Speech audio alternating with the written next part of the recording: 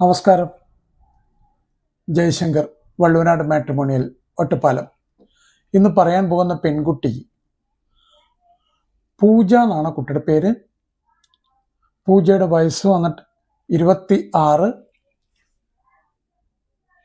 നക്ഷത്രം പൂയം,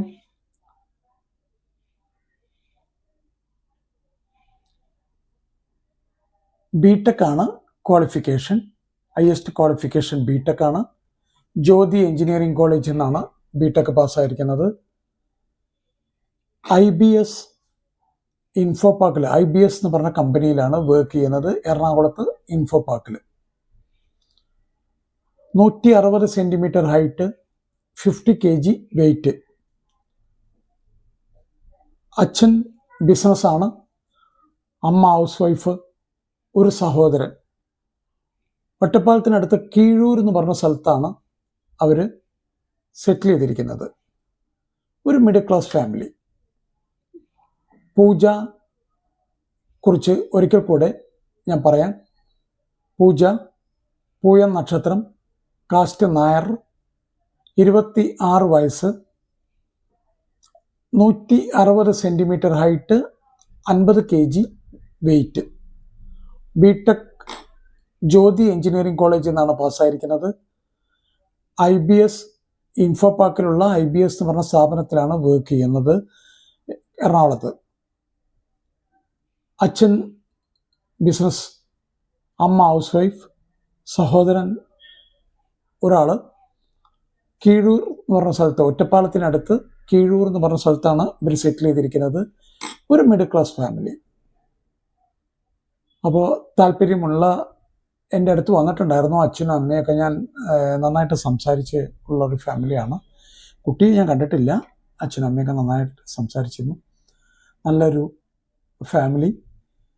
താല്പര്യമുള്ള ആൺകുട്ടികളുടെ രക്ഷിതാക്കൾക്ക്, പ്രത്യേകിച്ച് എറണാകുളമൊക്കെ വർക്ക് ചെയ്യുന്ന കുട്ടികളുണ്ടെങ്കിൽ തീർച്ചയായിട്ടും വള്ളുവനാട് മാട്രിമോണിയൽ ബന്ധപ്പെടാം. അവരുടെ ഫർദർ ഡീറ്റെയിൽസ് ഞാൻ എടുത്തു തരുന്നതാണ്. എല്ലാ വീഡിയോകളിലും പറയുന്ന 1-2 കാര്യങ്ങൾ ഈ വീഡിയോയിൽ ഞാൻ ആവർത്തിക്കാൻ ആഗ്രഹിക്കുകയാണ്. അതായത്,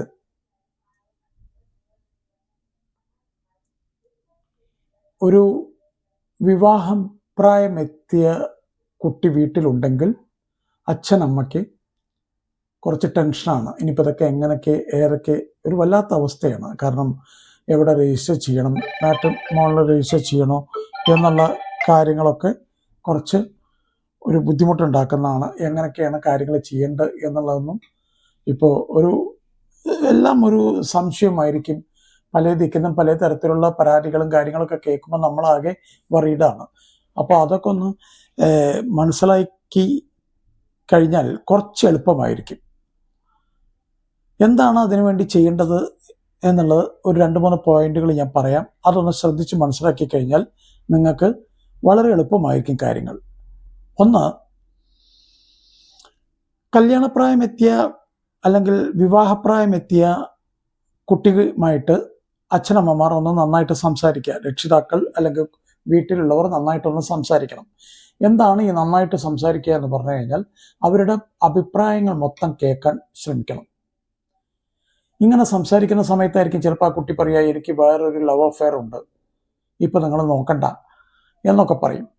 അപ്പോൾ ചിലപ്പോൾ നമുക്കത് കേൾക്കുമ്പോൾ ഒരു ഷോക്കിംഗ് ഇതാവും. അങ്ങനെയൊന്നും ഉണ്ടാവേണ്ട കാര്യമില്ല. അവരെ പറഞ്ഞ് മനസ്സിലാക്കുക. അത് തന്നെ കഴിച്ചു തരണം എന്ന് നിർബന്ധം പിടിക്കാനൊക്കെ തീർച്ചയായിട്ടും നമ്മൾ അത് കഴിപ്പിച്ചു കൊടുക്കണം. ഇല്ലെങ്കിൽ നമുക്ക് ടെൻഷനായിട്ട് ഇരിക്കേണ്ടി വരും. ഇനി ഇതൊന്നുമില്ല, കുട്ടി പറയുകയാണ് നിങ്ങൾ നോക്കണം എന്ന് പറഞ്ഞു കഴിഞ്ഞാൽ തീർച്ചയായിട്ടും ആ കുട്ടിയുടെ അഭിപ്രായങ്ങൾ മൊത്തം മനസ്സിലാക്കുക.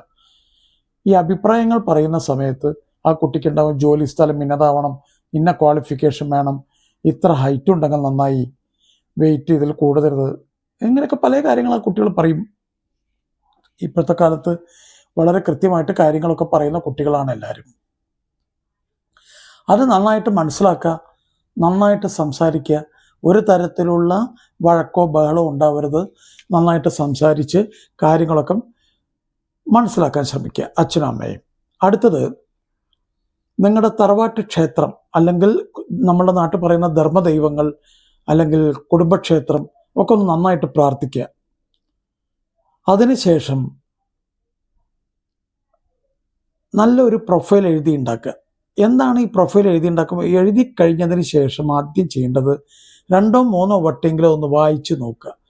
വായിക്കുന്നവർക്ക് ഏതെങ്കിലും തരത്തിൽ ബുദ്ധിമുട്ടുകൾ ഉണ്ടോ, മനസ്സിലാക്കാൻ ബുദ്ധിമുട്ടുകൾ ഉണ്ടോ എന്നുള്ളത് കൃത്യമായിട്ട് നോക്കുക. അത് എഴുതുന്ന സമയത്ത് ശ്രദ്ധിക്കേണ്ടത് കഴിയുന്നത്ര ജാതക വർത്തമാനങ്ങൾ കുറച്ച് എഴുതാൻ ശ്രമിക്കുക. ജാതക വർത്തമാനങ്ങൾ വളരെ കുറച്ച് എഴുതാൻ ശ്രമിക്കുക. 7 ചൊവ്വ, 2 ദോഷം, 2.5 ദോഷം, കുജദോഷം, രാഹുദോഷം, ഇങ്ങനെയൊക്കെ കഴിയുന്നത് എഴുതാതിരിക്കുക. അതൊക്കെ എഴുതി കഴിഞ്ഞു കഴിഞ്ഞാൽ വായിക്കുന്ന ആളുകൾക്ക് ചിലപ്പോൾ ഇതൊന്നും മനസ്സിലായിക്കൊള്ളുന്നില്ല. അവരാകെ പേടിച്ചു പോകും. അയ്യോ, ഇത് ഇത്രയും വലിയ ദോഷമുള്ളൊരു ജാതകമാണ്, അപ്പോൾ അത് വേണ്ട എന്നൊരു തീരുമാനം എടുക്കും. അതിനുള്ള ഇടവരരുത്. അപ്പോൾ കൃത്യമായിട്ട് ജാതകം കഴിയാവുന്നത്ര കുറച്ച് എഴുതുക. അടുത്ത കാര്യം,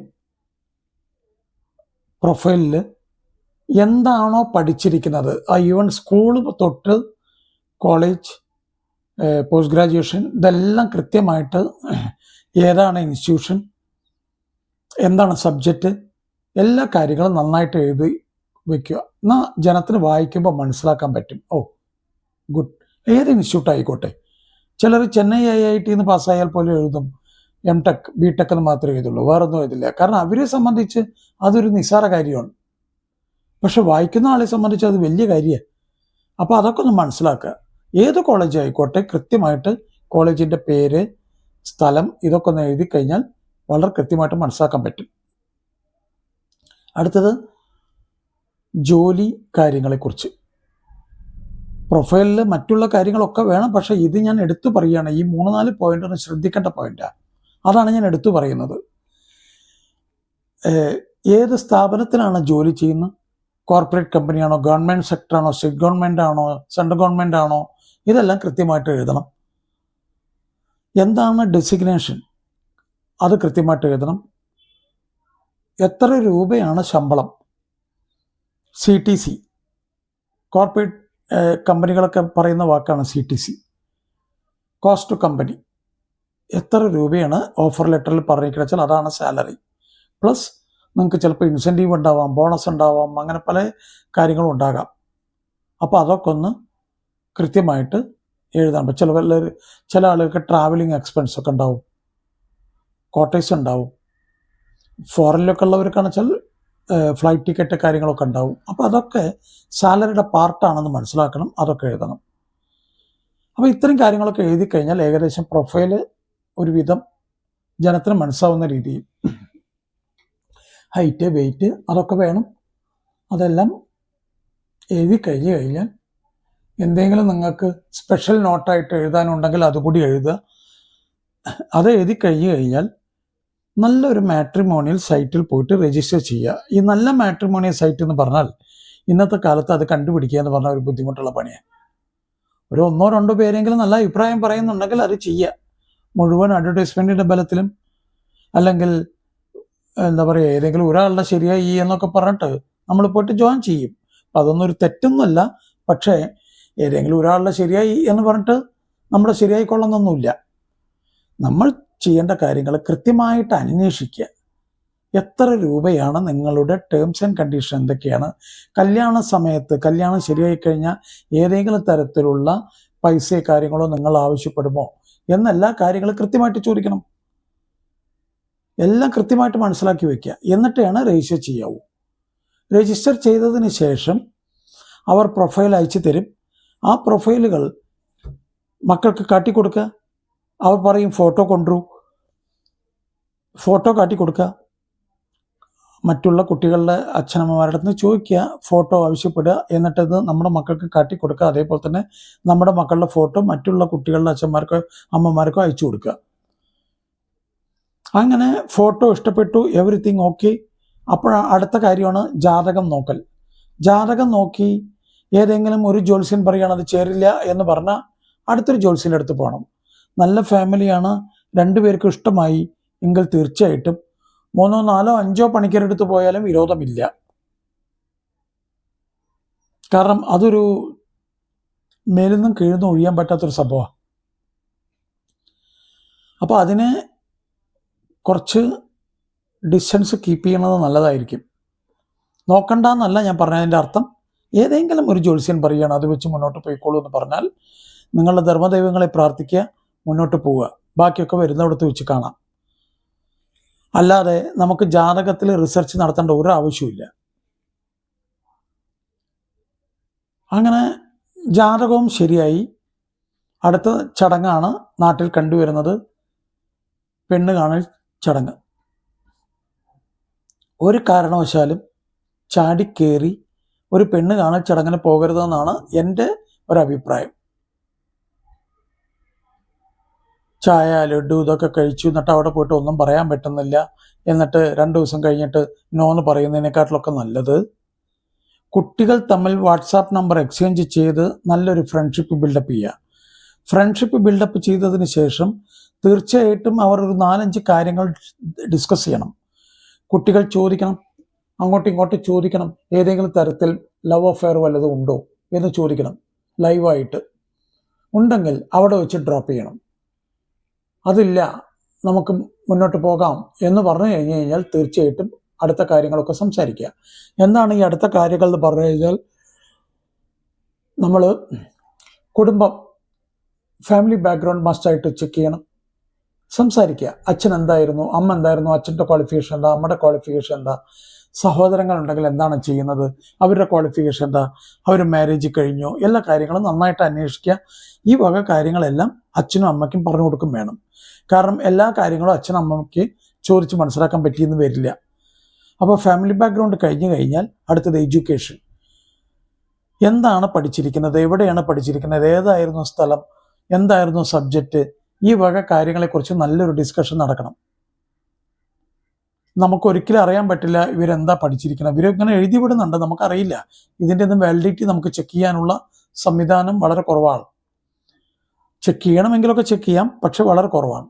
അത് അത്ര ഈസി ജോബൊന്നുമല്ല. ഇപ്പോൾ ഏതെങ്കിലും ഒരു കോർപ്പറേറ്റ് കമ്പനിയിലാണ് വർക്ക് ചെയ്യുന്നത് എങ്കിൽ പിന്നെ എഡ്യൂക്കേഷനെ പറ്റി വറിപ്പെടേണ്ട കാര്യമില്ല. കാരണം അവർ ആ ബാക്ക്ഗ്രൗണ്ട് ചെക്കിങ് കഴിഞ്ഞിട്ടാണ് ആ കമ്പനിയുടെ അകത്തേക്ക് കയറ്റുള്ളൂ, അല്ലെങ്കിൽ ഓഫർ ലെറ്റർ കൊടുക്കുള്ളൂ. അപ്പോൾ എഡ്യൂക്കേഷൻ അത് കഴിഞ്ഞു കഴിഞ്ഞാൽ മെഡിസിൻ വല്ലതും കഴിക്കുന്നുണ്ടോ എന്ന് ചോദിക്കണം. മെഡിസിൻ വല്ലതും ഉണ്ടെങ്കിൽ തീർച്ചയായിട്ടും അതൊന്നും ഒരു തെറ്റായിട്ടുള്ള കാര്യങ്ങളല്ല. ഇന്നത്തെ കാലത്ത് എല്ലാവരും ഇതൊക്കെ ചെയ്യുന്നതാണ്. അതൊക്കെ ഒന്ന് മനസ്സിലാക്കി വെക്കുക. കാരണം മറ്റുള്ളവർ പറഞ്ഞറിയുന്നതിൻ്റെ മുന്നേ നമ്മൾ തന്നെ മനസ്സിലാക്കി വെക്കുക. ചിലർ പറയും ഞാൻ മെഡിസിൻ കഴിക്കുന്നുണ്ടെന്ന്, ചിലർ പറയില്ല. ചിലർ ചോദിച്ചാൽ മാത്രമേ പറയുള്ളൂ, ചോദിച്ചില്ല അതുകൊണ്ട് പറഞ്ഞില്ല, അങ്ങനെയൊക്കെയുള്ള ആൾക്കാരുമുണ്ട്. വേണ്ടെന്ന് വെച്ചിട്ടല്ല. ഇപ്പോഴത്തെ കാലത്ത് കുട്ടികളെല്ലാം വളരെ ഓപ്പണായിട്ടാണ് കാര്യങ്ങൾ പറയുന്നത്. അവർക്ക് അങ്ങനെ ഉള്ളിൽ വെച്ച് പുറത്തേക്ക് വേറൊന്ന് പറയുന്ന ഒരു ഏർപ്പാട് ഞാൻ കാണുന്നില്ല. വളരെ ട്രാൻസ്പെറൻറ്റ് വേയിലാണ് കുട്ടികളൊക്കെ സംസാരിക്കാറ്. അപ്പോൾ എഡ്യൂക്കേഷനായി. എഡ്യൂക്കേഷൻ കഴിഞ്ഞു കഴിഞ്ഞാൽ തീർച്ചയായിട്ടും മെഡിസിൻ ചോദിച്ചു, മെഡിസിൻ വല്ലതും കഴിക്കണ്ടോ ചോദിക്കണം. മെഡിസിൻ കഴിഞ്ഞു കഴിഞ്ഞാൽ നമ്മൾ ബാങ്കിൽ നിന്ന് എത്ര ലോണുകൾ ഉണ്ട് എന്ന് ചോദിക്കണം. അതായത് ഈ കുട്ടിയുടെ സാലറി സ്ലിപ്പിൽ എത്ര EMI വരുന്നുണ്ട്, ലോണ് വല്ലതും ഉണ്ടോ എന്നൊക്കെ ഒന്ന് ചോദിക്കുക. ഇന്നത്തെ കാലത്ത് അതൊന്നും ഒരു തെറ്റായിട്ടുള്ള കാര്യമില്ല. കാരണം ചിലപ്പോൾ പഠിക്കാൻ വേണ്ടിയിട്ട് എടുത്തിട്ടുണ്ടാകാം, അല്ലെങ്കിൽ വേറെ എന്തെങ്കിലും ഒരു പർപ്പസിന് വേണ്ടിയിട്ട് എടുത്തിട്ടുണ്ടാവാം. അതൊക്കെ ഒന്ന് അറിഞ്ഞു വെക്കുക. നിങ്ങൾക്കത് ഓക്കെ ആണെങ്കിൽ അത് വെച്ച് മുന്നോട്ട് പോവുക. അങ്ങനെ കുട്ടികൾ തമ്മിൽ നല്ലൊരു ഫ്രണ്ട്ഷിപ്പ് ബിൽഡപ്പ് ചെയ്ത് കഴിഞ്ഞാൽ തീർച്ചയായിട്ടും അവർ പുറത്ത് വെച്ച് കാണണം. വീട്ടിൽ നിന്ന് പുറത്ത് വെച്ച് ഏതെങ്കിലും ഒരു കോഫി ഹൗസിൽ എവിടെയെങ്കിലുമൊക്കെ ഇരുന്ന് കുറച്ച് നേരമൊക്കെ ഒന്ന് വർത്തമാനം പറഞ്ഞ് ഈ പറഞ്ഞ കാര്യങ്ങളൊക്കെ ഒന്ന് വീണ്ടും സംസാരിക്കുക. ഒരാൾ കള്ളത്തരം പറയുന്നതും നേരായിട്ട് പറയുന്നതും ആ പറയുമ്പോൾ തന്നെ ബോഡി ലാംഗ്വേജ് എന്ന് ഒരു പരിധി വരെ മനസ്സിലാക്കാൻ പറ്റും. അപ്പോൾ അതൊക്കെ ഒന്ന് മനസ്സിലാക്കുക, നന്നായിട്ട് സംസാരിക്കുക. എന്നിട്ട് വീട്ടിൽ വന്ന് പറയുക, കുട്ടികൾ എന്താ പറയണ, കുട്ടികൾ പറയണ ഇത് വെച്ച് മുന്നോട്ട് പോയിക്കോളൂ എന്ന് പറഞ്ഞു കഴിഞ്ഞാൽ അടുത്ത നല്ലൊരു ദിവസം നോക്കി പോയി പെണ്ണ് കാണൽ ചടങ്ങ് നടത്തുക. പെണ്ണ് കാണൽ ചടങ്ങ് കഴിഞ്ഞ് കഴിഞ്ഞാൽ പിന്നെ നമ്മൾ കഴിയാവുന്നത്ര പിൻവലിയാതിരിക്കുക. എല്ലാം കേട്ട് നോന്ന് പറയുന്നതിനെക്കാട്ടിലും നല്ലതാണ് നേരത്തെ കാര്യങ്ങളൊക്കെ സംസാരിച്ച് പോകുന്നത്. അപ്പോൾ അങ്ങനെയൊക്കെ കാര്യങ്ങൾ മുന്നോട്ട് കൊണ്ടുപോയി കഴിഞ്ഞാൽ ഒരു പരിധി വരെ കുട്ടികളുടെ ദാമ്പത്യ ജീവിതവും അച്ഛനമ്മമാരുടെ റിട്ടയർഡ് ലൈഫും ഒക്കെ നല്ല ഭംഗിയായിട്ട് മുന്നോട്ട് പോകുന്ന കാഴ്ചയാണ് കാണുന്നത്.